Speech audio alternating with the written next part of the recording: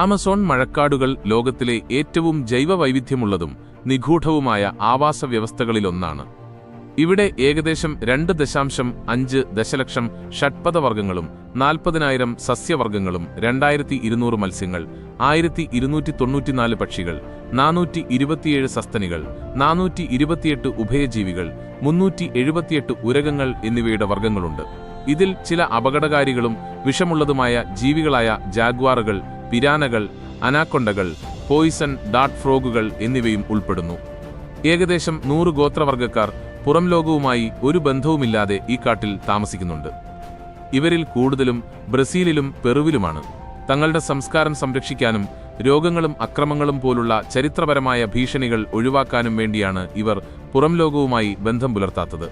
ഈ ഇടതൂർന്ന കാടുകളിലൂടെയാണ് ആമസോൺ നദി ഒഴുകുന്നത്. ലോകത്തിലെ ഏറ്റവും വലിയ നദിയാണിത്. ഓരോ സെക്കൻഡിലും ഏകദേശം 2,09,000 ഘനമീറ്റർ വെള്ളം ഇത് പുറന്തള്ളുന്നു. ഇതിലെ ശുദ്ധജലം ചുറ്റുമുള്ള ദശലക്ഷക്കണക്കിന് ആളുകളെ ആശ്രയിച്ച് ജീവിക്കാൻ സഹായിക്കുന്നു.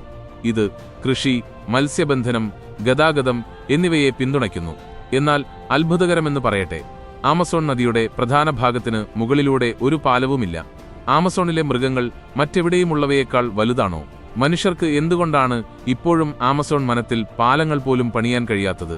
ഇന്ന് നമ്മൾ ആമസോൺ മഴക്കാടുകളിലെ ഒരുപാട് രഹസ്യങ്ങളെക്കുറിച്ച് ആഴത്തിൽ അറിയാൻ പോകുകയാണ്. പക്ഷേ അതിനു മുമ്പ് ഈ വീഡിയോ ലൈക്ക് ചെയ്യാനും ചാനൽ സബ്സ്ക്രൈബ് ചെയ്യാനും മറക്കരുത്. മനുഷ്യൻ പലതവണ ചന്ദ്രനിൽ ഇറങ്ങുകയും ചൊവ്വയിലേക്ക് ദൗത്യങ്ങൾ ആസൂത്രണം ചെയ്യുകയും ചെയ്തിട്ടുണ്ട്. എന്നിട്ടും ആമസോൺ മഴക്കാടുകളുടെ സങ്കീർണതകൾ ഏറെയും ഇപ്പോഴും കണ്ടെത്താതെ കിടക്കുകയാണ്. ഏകദേശം 5.5 മുതൽ 6.7 ദശലക്ഷം ചതുരശ്ര കിലോമീറ്റർ വിസ്തൃതിയുള്ള ആമസോൺ ഒരു രാജ്യമായിരുന്നെങ്കിൽ ലോകത്തിലെ 7ാമത്തെ വലിയ രാജ്യമായി ഇത് മാറുമായിരുന്നു. ഇത് 9 രാജ്യങ്ങളിലായി വ്യാപിച്ചു കിടക്കുന്നു. Brazil, Peru, Colombia, Venezuela, Bolivia, Guyana, Ecuador, Suriname, French Guiana എന്നിവയാണ് ആ 9 രാജ്യങ്ങൾ. ഈ വനത്തിൽ ഏകദേശം 16,000 വർഗ്ഗങ്ങളിലായി 390 ബില്യൺ മരങ്ങളുണ്ടെന്നാണ് കണക്കാക്കുന്നത്. ഇത് അത്രയ്ക്ക് ഇടതൂർന്നതാണ്. ചില ഭാഗങ്ങളിൽ സൂര്യപ്രകാശം പോലും കാടിന്റെ അടിത്തട്ടിലെത്തുന്നില്ല. വനനശീകരണവും കാലാവസ്ഥാ വ്യതിയാനവും പോലുള്ള ഭീഷണികൾ നേരിടുന്നുണ്ടെങ്കിലും ആമസോൺ മഴക്കാടുകൾ ഇപ്പോഴും തഴച്ചു വളരുകയാണ്. ഇതിന്റെ വലുപ്പം മനസ്സിലാക്കാൻ 2 ഇന്ത്യയെ അല്ലെങ്കിൽ 150-ലധികം ദുബായികളെ ഉൾക്കൊള്ളാൻ ഇതിന് സാധിക്കും. ആമസോൺ ഫോട്ടോസിന്തസിസ് വഴി ആഗോള ഓക്സിജന്റെ 6 മുതൽ 9% വരെ സംഭാവന ചെയ്യുന്നു എന്നത് ഒരു പ്രധാന വസ്തുതയാണ്. ഭൂരിഭാഗം ഓക്സിജനും ഉൽപ്പാദിപ്പിക്കുന്നത് സമുദ്രങ്ങളിലെ ഫൈറ്റോ പ്ലാങ്ടണുകളാണ്. ഏകദേശം 6,575 മുതൽ 6,992 കിലോമീറ്റർ നീളമുള്ള ആമസോൺ നദി ലോകത്തിലെ ഏറ്റവും വലിയ 2ാമത്തെ നദിയാണ്. നൈൽ ഏറ്റവും നീളമുള്ള നദി. ഓരോ വർഷവും മഴക്കാലത്ത് ഇതിന്റെ ഒഴുക്ക് ശക്തിപ്പെടാറുണ്ട്. ഇത് 7 രാജ്യങ്ങളിലൂടെ ഒഴുകുന്നു. Brazil, Peru, Bolivia, Colombia, Ecuador, Venezuela, Guyana എന്നിവയാണ് ആ 7 രാജ്യങ്ങൾ. ഈ നദി ദശലക്ഷക്കണക്കിന് ആളുകൾക്ക് വെള്ളം, മത്സ്യം, ഗതാഗതം എന്നിവ നൽകുന്നു. ഒരു നദി എന്ന് പറയുന്നത് പോലെ ഇത് ഏകദേശം 1,100 പോഷക നദികളുള്ള ഒരു വലിയ നദീവ്യവസ്ഥയാണ്. 3,250 കിലോമീറ്ററുള്ള മഡെയ്റ, 2,250 കിലോമീറ്ററുള്ള നീഗ്രോ എന്നിവ ഇതിലെ പ്രധാനപ്പെട്ട പോഷക നദികളാണ്. കുറഞ്ഞത് 7 എണ്ണം 1,500 കിലോമീറ്ററിലധികം നീളമുള്ളവയാണ്. ഈ പോഷക നദികൾ ദക്ഷിണ അമേരിക്കയിലെ ദശലക്ഷക്കണക്കിന് ആളുകൾക്ക് ശുദ്ധജലം നൽകുകയും ആഗോള ജലചക്രങ്ങളെ സ്വാധീനിക്കുകയും ചെയ്യുന്നു. ആമസോൺ നദിയുടെ ഈ വലിയ ഒഴുക്ക് കാരണം ഈ കാടുകൾ അസാധാരണമാംവിധം സമൃദ്ധവും വിശാലവുമാണ്. ഇപ്പോൾ നിങ്ങളുടെ മനസ്സിൽ വരുന്ന ചോദ്യമായിരിക്കും, ഇത്രയും വലിയ ആമസോൺ മഴക്കാടുകളും നദിയും എങ്ങനെയുണ്ടായി എന്നത്. ഏകദേശം 60 ദശലക്ഷം വർഷങ്ങൾക്ക് മുമ്പ് ഭൗമഫലകങ്ങളുടെ മാറ്റങ്ങൾ ഭൂമിയിലെ ഭൂഖണ്ഡങ്ങളെ മാറ്റിമറിച്ചു. ഏകദേശം 55 ദശലക്ഷം വർഷങ്ങൾക്ക് മുമ്പ് ഇയോസീൻ കാലഘട്ടത്തിലാണ് ആമസോൺ മഴക്കാടുകൾ രൂപപ്പെടാൻ തുടങ്ങിയത്. തുടക്കത്തിൽ കനത്ത മഴ ലഭിക്കുന്ന ഒരു തണ്ണീർത്തടമായിരുന്നു ഇത്. ഏകദേശം 50 ദശലക്ഷം വർഷങ്ങൾക്ക് മുമ്പ് നാസ്ക പ്ലേറ്റ് തെക്കേ അമേരിക്കയുടെ അടിയിൽ പോയതിനാൽ ആൻഡീസ് പർവ്വതനിരകൾ ഉയർന്നു. അങ്ങനെ 7 രാജ്യങ്ങളിലായി 9,000 കിലോമീറ്റർ നീളവും 700 കിലോമീറ്റർ വീതിയുമുള്ള ഒരു പർവ്വതനിര രൂപപ്പെട്ടു.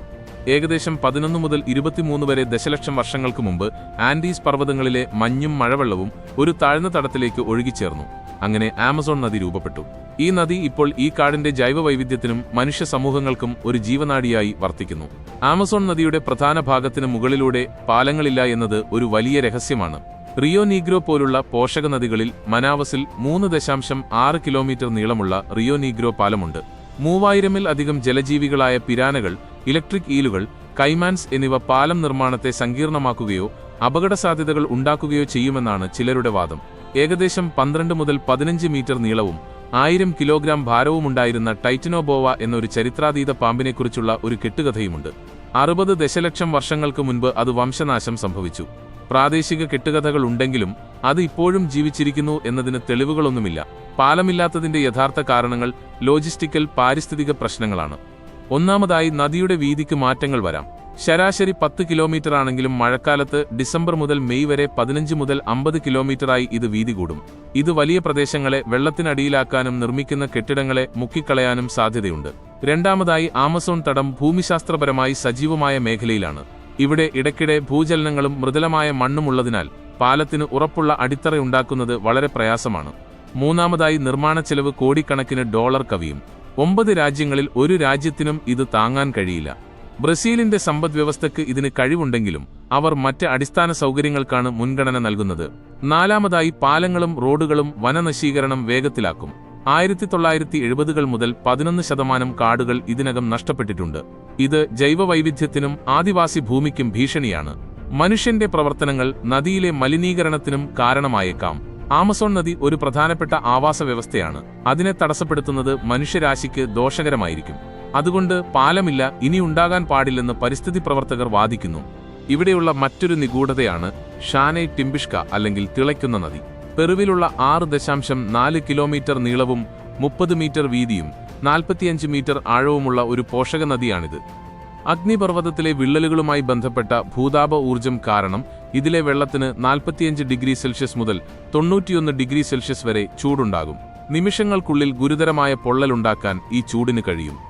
ഭൂമിയുടെ ഉപരിതലത്തിൽ നിന്നുള്ള ആഴത്തിലുള്ള ഭൂഗർഭജലം ചൂടാകുന്നതാണ് ഇതിന് കാരണമെന്ന് ഭൂമിശാസ്ത്രജ്ഞർ പറയുന്നു. അഗ്നിപർവ്വത മേഖലകൾക്ക് പുറത്ത് ഇത് വളരെ അപൂർവമാണ്. ഇതിന്റെ സ്ഥിരത ഇപ്പോഴും പഠനത്തിലാണ്. മറ്റൊരത്ഭുതമാണ് സൊക്രറ്റിയ എക്സോർഹിസ അഥവാ കാഷപോണ.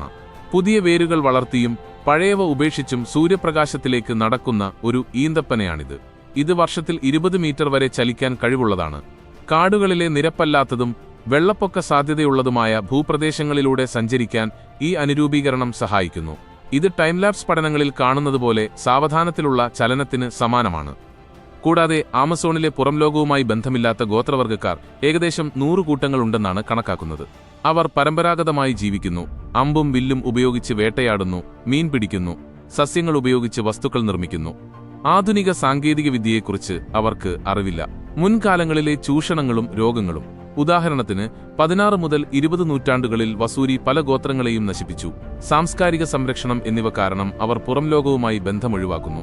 ഹെലികോപ്റ്ററുകളെ കുന്തം കൊണ്ട് ആക്രമിക്കുന്നത് പോലുള്ള ശത്രുതാപരമായ പെരുമാറ്റം അവരുടെ പ്രദേശത്തോടുള്ള പ്രതിരോധം കാണിക്കുന്നു. ബ്രസീലിലും പെറുവും പുറംലോകവുമായി ബന്ധപ്പെടരുത് എന്ന നയം നടപ്പിലാക്കുന്നു. അവരുടെ ഭാഷകളും ആചാരങ്ങളും മിക്കവാറും രേഖപ്പെടുത്തിയിട്ടില്ല. ആമസോണിലെ മൃഗങ്ങളിൽ ശ്രദ്ധേയമായ വർഗ്ഗങ്ങളുണ്ട്. ഡെൻഡ്രോബാറ്റിഡെ കുടുംബത്തിലെ വിഷമുള്ള ഡാർട്ട് തവളത്തിളക്കമുള്ള മഞ്ഞ അല്ലെങ്കിൽ ചുവപ്പ് നിറമുള്ള ചർമ്മത്തോടുകൂടിയതാണ്. ഇതിൽ നിന്നുള്ള ബാട്രാക്കോട്ടോക്സിൻ എന്ന വിഷം ഒരു തവളയ്ക്ക് പല മനുഷ്യരെയും കൊല്ലാൻ പര്യാപ്തമാണ്. ഇത് ഗോത്രവർഗ്ഗക്കാർ അമ്പുകളിൽ ഉപയോഗിച്ചിരുന്നു. ബുള്ളറ്റ് ഉറുമ്പ് അഥവാ പരാബോണേര ക്ലാവറ്റ എന്ന ഇവയുടെ കുത്തേറ്റാൽ 24 മണിക്കൂർ വരെ വേദന നിലനിൽക്കും. ഷ്മിറ്റ് സ്റ്റിംഗ് പെയിൻ ഇൻഡെക്സിൽ ഏറ്റവും ഉയർന്ന സ്ഥാനമാണിത്. ഒരു വെടിയേറ്റതുപോലെയാണ് ഇതിന്റെ വേദന. ബ്രസീലിലെ വാമ്പയർ വവ്വാലുകൾ ഡെസ്മോഡസ് റൊട്ടുണ്ടസ് രക്തം കുടിച്ച് ജീവിക്കുന്നു.